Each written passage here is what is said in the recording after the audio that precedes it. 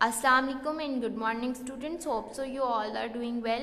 Firstly, we will discuss our 1.1c bridging answers. Hope so आप लोगों ने बिल्कुल एग्जैक्ट ऐसे ही मार्क किया हो. Now we will go to our formative check answers.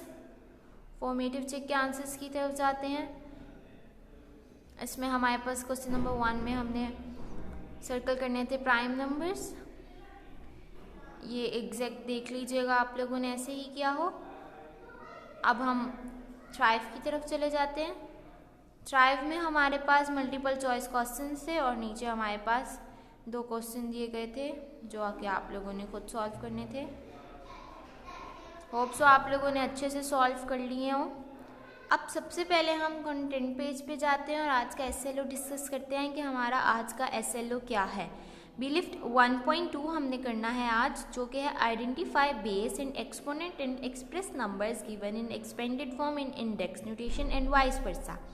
हमने बेस और एक्सपोनेंट को जो है वो आइडेंटिफाई करना है और उसको जो है वो किस में लिखना है, इंडेक्स नोटेशन में लिखना है. और वाइस वर्सा मतलब एक्सपेंडेड फॉर्म को इंडेक्स नोटेशन में लिखना है और इंडेक्स नोटेशन को एक्सपेंडेड फॉर्म में लिखना है. ये चीज़ आज हमने डिस्कस करनी है. हम अपने बीलिफ्ट 1.2 की तरफ जाते हैं.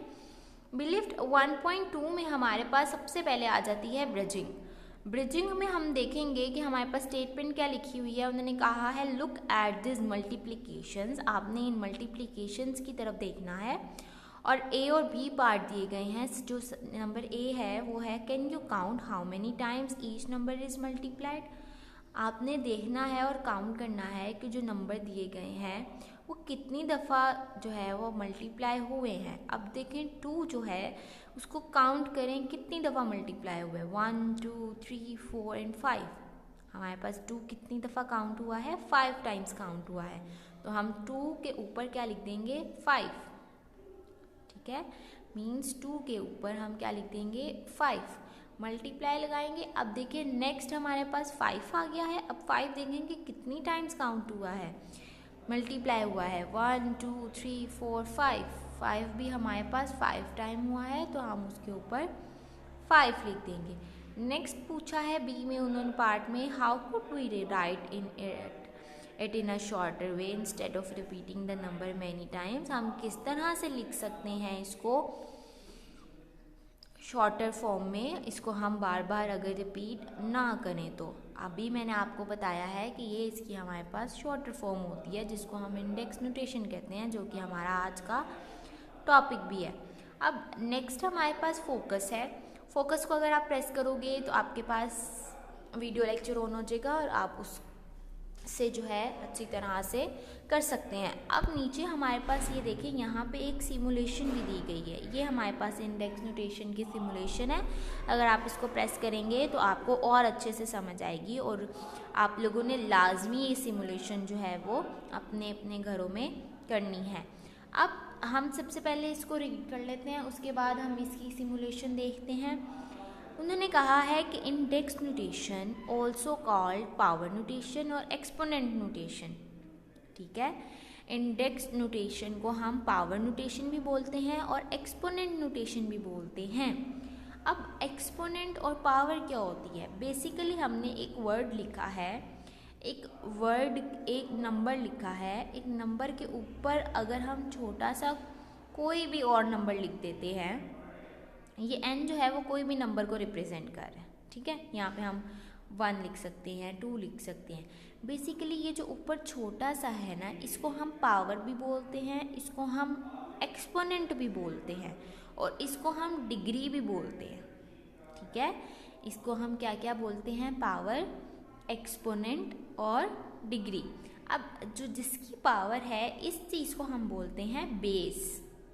हमारा आज का एसएलओ क्या था कि हमने पता करना है कि बेस क्या है और एक्सपोनेंट क्या है और फिर उसको एक्सपेंडेड फॉर्म और इंडेक्स नोटेशन में चेंज करना है. ऐसे ही है. तो हमने देख लिया कि हमारे पास जो नीचे वाली टर्म है उसको हम बेस बोलते हैं और जो ऊपर वाली टर्म है उसको हम पावर भी बोलते हैं, एक्सपोनेंट भी बोलते हैं और डिग्री भी बोलते हैं. अब इसमें उन्होंने कहा है कि is a short way to write repeated multiplication of the same number. ठीक है, इंडेक्स नोटेशन हमारे पास क्या है कि शॉर्ट वे है जो हम मल्टीप्लाई करते हैं और हमारे पास सेम नंबर्स आते हैं मल्टीप्लाई करके, तो वो जो रिपीटेड मल्टीप्लिकेशंस होते हैं सेम नंबर्स के, उसको हम किस तरह से शॉर्ट फॉर्म में लिख सकते हैं। अब इसको उन्होंने रिटन फॉर्म में लिखा है, जैसे फॉर्मूलाज होते हैं और हम फिर उनमें नंबर्स पुट इन करते हैं और इस तरह से फिर देखते हैं। तो बेसिकली ये भी जो है हमारे पास एक फॉर्मूला ही कह सकते हैं कि a की पावर n। a हमारे पास कोई भी नंबर हो सकता है, n हमारे पास कोई भी नंबर हो सकता है। a जो है वो एज अ बेस शो हो रही है और n जो है वो हमारे पास एक्सपोनेंट और इंडेक्स शो हो रहा है, ठीक है। When we do prime factorization, we can use index notation to make the answer shorter. जब हम प्राइम फैक्टराइजेशन करते हैं तो आपने देखा होगा, फॉर एग्जांपल मैंने 18 की प्राइम फैक्टराइजेशन की है, तो 2 9s are 18, 3 3s are 9, 3 1s are 3। इसमें देखें 3 2 टाइम्स आ रहा है, ठीक है। तो ये जो हमारे पास रिपीटेड सेम नंबर्स होते हैं हम उसको शॉर्टर करके लिख देते हैं। जैसे मैं लिख दूंगी 3 की पावर 2, तो ये हमारे पास इंडेक्स नोटेशन है, इसको हम शॉर्टर करके लिख सकते हैं। अब हम इसकी सिमुलेशन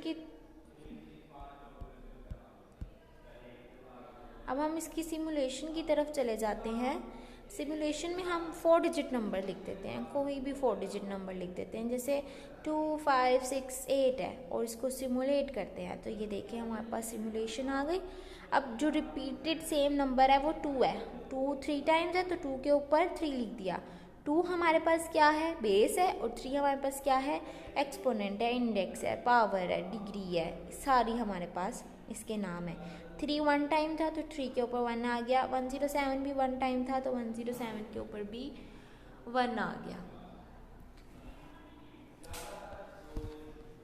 इसी तरह से आप लोगों ने डिफरेंट नंबर्स इसमें ऐड करने हैं और उसको सिमुलेट करना है और देखना है कि आपके पास इंडेक्स में क्या चीज़ आती है।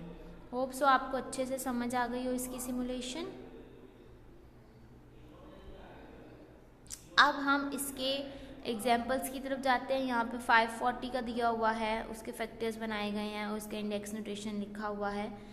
होप सो आपको ये अच्छे से समझ आ गई हो। हम इसकी फॉर्मेटिव चेक की तरफ जाते हैं। फॉर्मेटिव चेक में आप देखें हमारे पास ये सारा हमें दिया गया है। क्वेश्चन नंबर 1 में कहा है कि इसको हमने इंडेक्स नोटेशन में जो है वो चेंज करना है। अब 2 जो है वो हमारे पास 3 टाइम्स है तो क्या आ जाएगा, 2 की पावर 3 आ जाएगा। तो हम यहाँ पे 2 की पावर 3 लिख देंगे। 10 2 टाइम्स है तो 10 की पावर 2, 4 2 टाइम्स है तो 4 की पावर 2, a 4 टाइम्स है तो a की पावर 4, b 5 टाइम्स है तो b की पावर 5। ये सारा आप लोगों ने खुद करना है, ठीक है। नेक्स्ट एक्सपेंडेड फॉर्म है। एक्सपेंडेड का मतलब होता है खोल कर लिखना। अब ये आपको पहले से इंडेक्स में दिए गए हैं, आपने इसको इस फॉर्म में चेंज करना है। तो 8 2 टाइम्स है तो 8 मल्टीप्लाई बाय 8, 5 3 टाइम्स है तो 5 मल्टीप्लाई बाय 5 मल्टीप्लाई बाय 5। 3 जो है वो कितने टाइम्स है, 5 टाइम्स है। 3 multiply by 3 multiply by 3 multiply by 3 multiply by 3, ये 5 टाइम्स हमने 3 लिख दिया। t हमारे पास 6 टाइम्स है तो t multiply by t multiply by t multiply by t, ये हमारे पास 6 टाइम्स आ गया, ठीक है।